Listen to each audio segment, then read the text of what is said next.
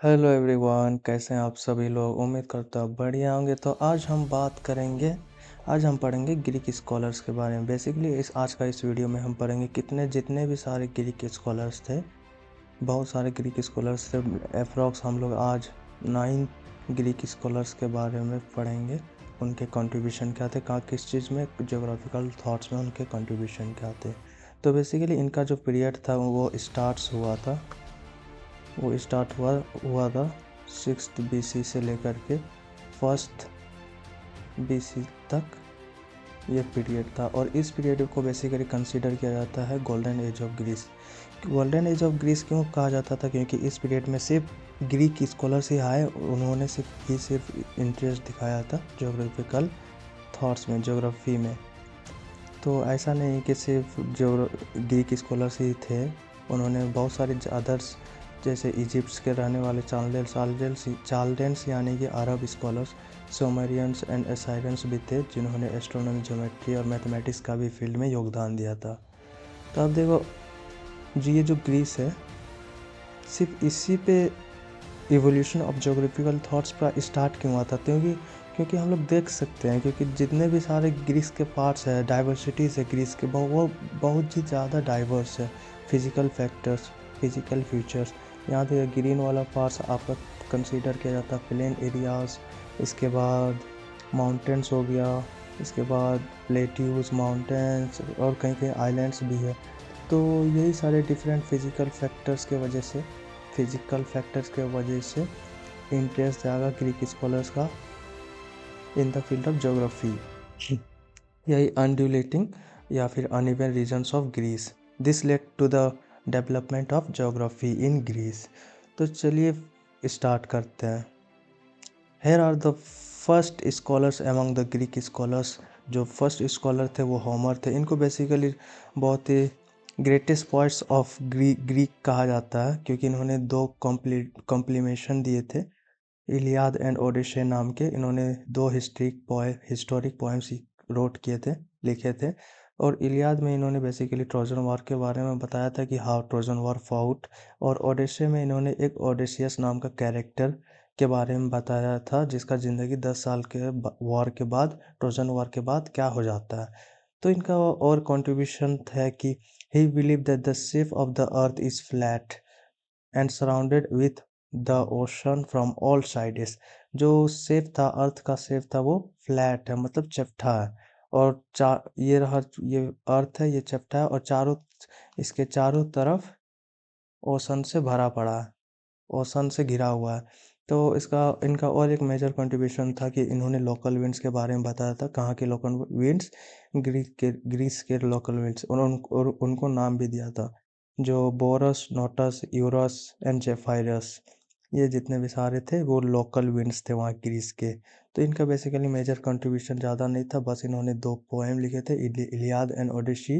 और इनका कंट्रीब्यूशन था, इनका मानना था कि जो अर्थ है वो फ्लैट है और चारों तरफ उसका पानी से घिरा हुआ है। और इन्होंने लोकल विंड्स ऑफ ग्रीस के बारे में डिस्क्राइब किया था, बोरस, नोटस, यूरस एंड जेफायरस। अब चलिए नेक्स्ट स्कॉलर पढ़ते हैं, थेल्स। तो थेल्स बेसिकली मिलेटस से बिलोंग करते थे, जो आज के ज़माने में तर्की को कहा जाता है, मिलेटस यानी तर्की। तो ये बहुत ही ग्रेट मैथमेटिशियन थे और बहुत सारे बेसिक थ्योरम्स दिए थे in geometry, such as Thales theorem. हमने क्लास 9 10 में पढ़ा है थेल्स थ्योरम थेल्स थ्योरम, या इसको बेसिक पर्सनैलिटी थ्योरम भी कहते हैं। तो इन्होंने ही दिया था, और इनका बहुत ही ज़्यादा कंट्रीब्यूशन था। किस चीज़ में कंट्रीब्यूशन था? ज्योमेट्री के फील्ड में बहुत ही ज़्यादा मेजर कंट्रीब्यूशन था, और साथ में ज्योग्राफी के फील्ड में भी। तो he visualize the earth as a disc floating in a water. अब देखो, इनका मानना था कि अर्थ एक जो है वो डिस्क की तरह है, डिस्क गोल रहता है, डिस्क की तरह है, ऐसे गोल है डिस्क। और ये चारों तरफ से कहाँ फ्लोट कर रहा है? ये चारों तरफ से पानी में फ्लोट कर रहा है। इनका बेसिकली यही कंसिडर था। ये हो गया अर्थ, और ये हो गया ओशन। तो इनका मानना था कि जो अर्थ है वो डिस्क शेप के तरह है और पानी में तैर रहा है। तो Thales is remembered for his cosmology based on water as the essence of all matter and for his prediction of an eclipse of the sun। तो इन्होंने और एक इनका मेजर कंट्रीब्यूशन था ज्योग्राफी के फील्ड में कि he was the first scholar who precisely describe the reasons of eclipse of the sun. Eclipse क्यों होता था यह इन्होंने ही बताया था। अब चलिए नेक्स्ट स्कॉलर पढ़ते हैं एनेक्सिमिंडर के बारे में। एनेक्सिमिंडर इनका जो टाइम पीरियड था 610 बीसी से लेकर 546 बीसी तक था। He was the disciple of Thales and residents of Miletus. ये भी टर्की के रहने वाले थे और डिसिपल्स ऑफ थेल्स थे यानी कि चेला थे, शिष्य थे डिस्थेल्स के। He is consider as the father of cosmology. इनको फादर ऑफ कॉस्मोलॉजी भी कहा जाता है और फाउंडर ऑफ एस्ट्रोनॉमी। क्यों कहा जाता है अभी हम लोग जानेंगे। He was the first geographer who stated how cloud is formed according to him thunder results from the shock of clouds hitting each other. तो एनेक्सिमिंडर ही बताया था कि हाउ क्लाउड वाज फॉर्म्ड और कैसे बनता है और इसका रिजल्ट्स क्या होता है। तो इसीलिए इस रीज़न की वजह से इनको father of cosmology father of cosmology and astronomy कहा जाता है। तो इन्होंने एक इंस्ट्रूमेंट भी बनाया था गोन नोमोन। ये रहा नोमोन। तो इस इंस्ट्रूमेंट में बेसिकली पता किया जाता था time and the longitude and latitude of that specific time. कैसे पता किया जाता था, एक हॉरिजेंटल हॉरिजेंटल पोजीशन में रखा जाता था, सॉरी वर्टिकल पोजीशन में रखा जाता था सन के डायरेक्शन की तरफ, और उस परछाई का शेडो से हमें पता पता कर सकते थे टाइम क्या हो रहा था और कितना लॉन्गिट्यूड और लैटिट्यूड भी पता किया जा सकता था। तो हमारे अगला स्कॉलर है हिकेटियस, हमारे स्कॉलर है। इनका जो टाइम पीरियड था वो 550 से लेकर 476 बीसी तक था। ही वॉज ये भी मिलिटस यानी तुर्की के रहने वाले थे और बहुत ही अमीर फैमिली से बिलोंग करते थे। ही was the first writer of Greek pros. अब देखो जितने भी इससे पहले थे वो जो राइटर थे वो पोएम में लिखते थे, पोएम। बट इन्होंने जो हिकेटियस थे वो प्रोज में लिखते थे। प्रोज मतलब डिटेल डिस्क्रिप्शन में लिखते थे। इनका जो मेन वर्क था गैस पीरियडस बुक में इन्होंने डिस्क्रिप्शन ऑफ अर्थ के बारे में बताया था। तो इस बुक में बेसिकली ये पहला first systematic description of the अर्थ इस बुक को कहा जाता है। इस बुक में दिया गया था description of earth. The work of Hecataeus was divided into two books. The first book contains the geographical information of Europe and second deals with Livia. अब देखो इन्होंने दो बुक लिखी थी, गैस पीरियड्स के ही दो वॉल्यूम्स थे। फर्स्ट वॉल्यूम में इन्होंने ज्योग्राफिकल इंफॉर्मेशन ऑफ यूरोप के बारे में बताया था। ये रहा इनका वर्ल्ड मैप बाय हिम। तो बेसिकली फर्स्ट बुक में इन्होंने यूरोप का जो ज्योग्राफिकल डिस्ट्रीब्यूशन के बारे में बताया था और सेकेंड बुक में लिबिया के बारे में तभी लिबिया और एशिया एक ही था, उसी एक ही को कंसिडर किया जाता था। ये बाद में जाके हीरोडोटस ने चेंज किया। तो इन्होंने ये बताया था first volume of Ges Periodos में बताया था यूरोप के बारे में, डिस्ट्रीब्यूशन ऑफ यूरोप, और सेकेंड बुक में बताया था distribution of Libya. He also believe that the earth is a circular plane and the Greece is in the centre of the world. अब देखो यहाँ पे आ गया जियोसेंट्रिक अप्रोच। जियोसेंट्रिक अप्रोच मतलब यही होता है कि जो एक वर्ल्ड है वो गोल है और एक स्पेसिफिक पॉइंट को उसको सेंटर माना जाता है। बस इन्होंने ही स्टार्ट किया था ये चीज़, और हिकेटियस ने सेंटर किसको माना था, ग्रीस को सेंटर माना था। तो इनका मेजर कंट्रीब्यूशन यही हो गया। अब चलते हैं नेक्स्ट स्कॉलर के बारे में, हीरोडोटस। तो he is consider as the father of history. अच्छा, इनका टाइम पीरियड था 485 से लेकर 425। ये जितने भी सारे मैंने स्कॉलर्स बताए हो और उनके जो टाइम पीरियड बताया मैंने वो क्रोनोलॉजिकल ऑर्डर में बताया मैंने। तो he was also consider as the father of history due to his work in histories. इन्होंने एक किताब लिखी थी हिस्टोरीज नाम की, जो बहुत ही पॉपुलर बुक थी और इसीलिए इसी के चलते इनको फादर ऑफ हिस्ट्री भी कहा जाता है। In his book he describe about the Greco Roman war, wealth, geographic information and ethnographical information.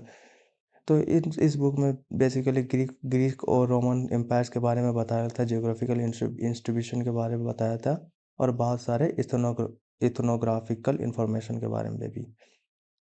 इनका एक फेमस स्टेटमेंट था, all history must be treated as geographically and all geography must be treated as historically. ये बहुत ही ज़्यादा important term है, statement है, जो कि हिस्ट्री में भी बहुत यूज़ किया जाता है इसको, इसलिए ये स्टेटमेंट याद रखना। तो इनका नेक्स्ट कंट्रीब्यूशन था, he was the first scholar who divided world into 3 parts. अब देखो, पहले जो था, पहले यूरोप यूरोप और एशिया को, सॉरी, यूरोप और लीबिया को एक कंटिनेंट माना जाता था।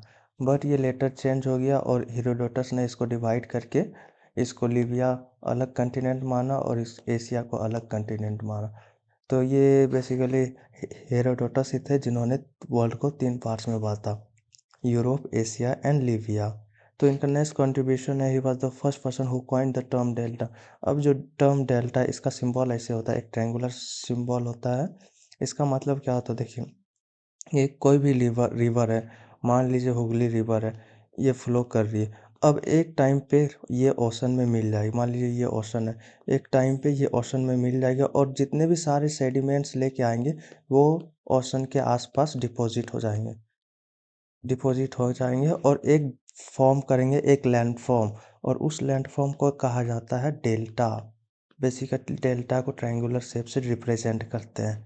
तो इन्होंने नाइल रिवर के बारे में रिसर्च किया था, नाइल रिवर रिसर्च किया था और उनके फ्लूवियल कैरेक्टरिस्टिक्स के बारे में, और at the conclusion he give the term delta, delta के बारे में बताया था। तो इनका बस मेजर यही कंट्रीब्यूशन है। अब नेक्स्ट स्कॉलर देखते हैं। Next scholar is our Alexander the Great. अब ये स्कॉलर्स नहीं थे, ये रूलर थे, बट इनका कंट्रीब्यूशन बहुत ही ज़्यादा है in the field of geography और मे बी हिस्ट्री। हिस्ट्री में ज़्यादा है क्योंकि इन्होंने बहुत सारे वॉर जीती। तो अलेक्जेंडर द ग्रेट 356 बीसी से लेकर 326 इनका टाइम पीरियड था। He belong to the ruler family and the age of 20 he succeeded his father's throne. अब देखो, 20 साल की उम्र में ही इन्होंने अपने पापा की गद्दी संभाली और राजा बन गए एंड बिकम द किंग। अब देखो, इनका दो ऑब्जेक्टिव था।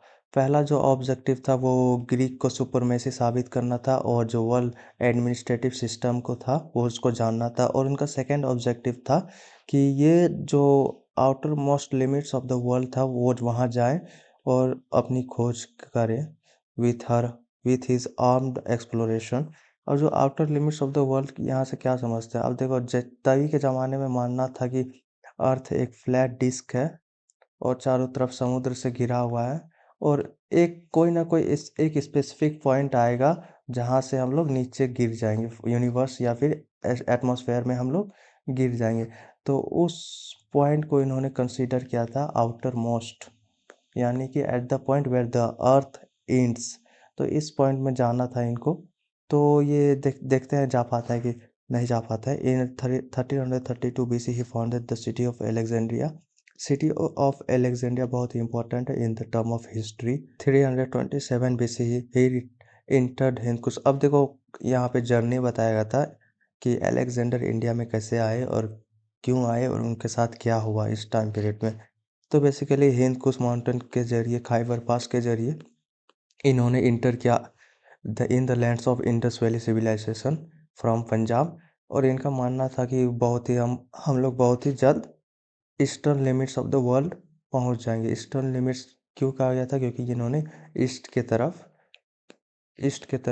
गए थे, इसीलिए eastern limits of the world कहा गया था, जहाँ से लास्टली यूनिवर्स में हम लोग गिर जाएंगे, एटमॉस्फेयर में हम लोग गिर जाएंगे। लेकिन इनके जो ट्रूप्स थे वो मना कर दिए थे और उन्होंने जीत कर दिया कि हम लोग चलो भाई, ग्रीस चलो, वापस चलो, रोमन एम्पायर चलो, हमें मरना नहीं है इतना जल्दी।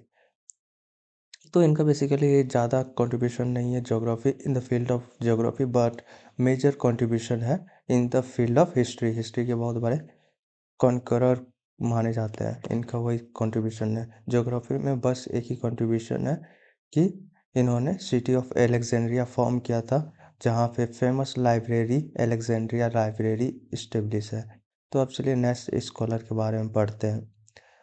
The next scholar is Eratosthenes. तो इनका टाइम पीरियड था 276 BC से लेकर के 194 BC तक। ही was the first person who accurately predicted the circumference of the अर्थ। तो बेसिकली इनका मेजर कंट्रीब्यूशन था इन द फील्ड ऑफ ज्योग्राफी। इन्होंने प्रिडिक्ट किया था सरकमफेरेंस ऑफ द अर्थ, जो कि 25,000 माइल्स था, जो कि सही भी था, एक्यूरेटली सही था। ही वॉज द सेकेंड कंट्रीब्यूशन देखते हैं, ही was the chief librarian of Alexandria. अब देखो जो सिटी फॉर्म किया था एलेक्जेंडर के बारे में, हाँ एलेक्जेंडर ने, उसके बारे में हमने तुरंत अभी पढ़ा था, और उस सिटी में एक लाइब्रेरी था। तो इरेटोस्थेनिस बेसिकली उस वहाँ के चीफ लाइब्रेरियन थे। इनका जो थर्ड कंट्रीब्यूशन था कि he was the first person to determine the earth as a sphere and the celestial sphere revolves every 24 hours. अब देखो पहले जो था वो अर्थ को एज ए डिस्क या फिर एज ए फ्लैट लैंड का कंसिडर किया जाता था, but he was the first who consider earth as a sphere, यानी कि गोल। और जो ये स्फेयर है वो रिवॉल्व करता है 24 आवर्स में। 24 आवर्स में एक परिक्रमा लगाता है अपने अपना। तो इन्होंने ही was the first who shift the paradigm. इस पैराडाइम शिफ्ट हम भी पढ़ेंगे बाद में। इन्होंने ही पता किया था कि स्फेयर के तरह अर्थ है। और इनका मेजर कंट्रीब्यूशन है, he also try to predict the distance of the earth from moon and sun. अब देखो इन्होंने ट्राई किया था but he failed due to, क्योंकि इनका जो एजम्पशन था वो बहुत ही फार फार फार एवे था एक्यूरेट से। और इनका लास्ट कंट्रीब्यूशन था, इन्होंने 5 क्लाइमेटिक जोन्स के बारे में बताया था। जो अर्थ है इन्होंने अर्थ के बारे में बताया, और अर्थ के क्लाइमेटिक जोन्स के बारे में बताया था, जो आज भी हम लोग पढ़ते हैं। A torrid zone basically tropical zone भी कहा जाता है, 2 temperate zone and 2 frigid zone. अब देखो कहाँ पे, ये इक्वेटर है, ये tropic of cancer and Capricorn है। अब जो ये दोनों के एरिया का बीच का एरिया है, उस एरिया को कहा गया था टोरिड जोन। अब ये और ये एरिया के बीच में टू टेम्परेट जोन और ये लास्ट में जो पोल साइड एरिया है इसको फ्रिजिड जोन कहा गया था। Two frigid zone, first upper and नीचे में दूसरा। तो इनका बेसिकली यही कंट्रीब्यूशन था ज्योग्राफी में, यही कि ये चीफ लाइब्रेरियन थे एलेक्जेंड्रिया लाइब्रेरी के। और इनका कंट्रीब्यूशन था क्योंकि इन्होंने, ही was the first who stated that the earth is. तो अब हम लोग नेक्स्ट स्कॉलर के बारे में पढ़ते हैं, ये पार्कस के बारे में। इनका टाइम पीरियड था 190 से लेकर के 120 BC तक। He was considered as the father of trigonometry.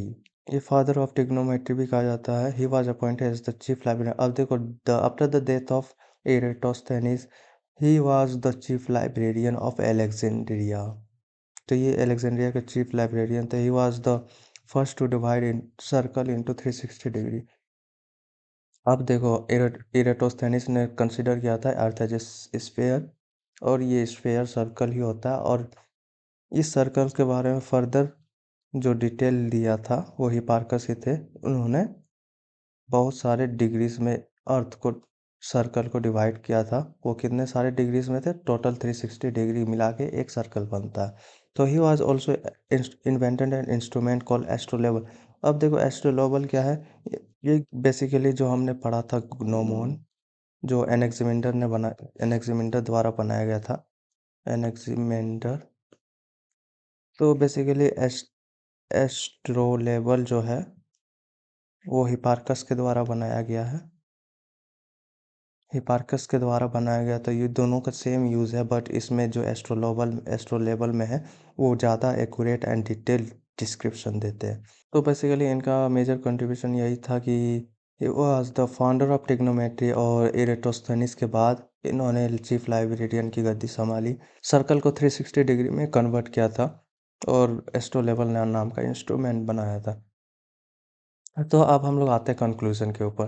तो हमने अभी पढ़ा था जितने भी सारे थे स्कॉलर्स थे उनका बेसिकली हमने कंट्रीब्यूशन के बारे में पढ़ा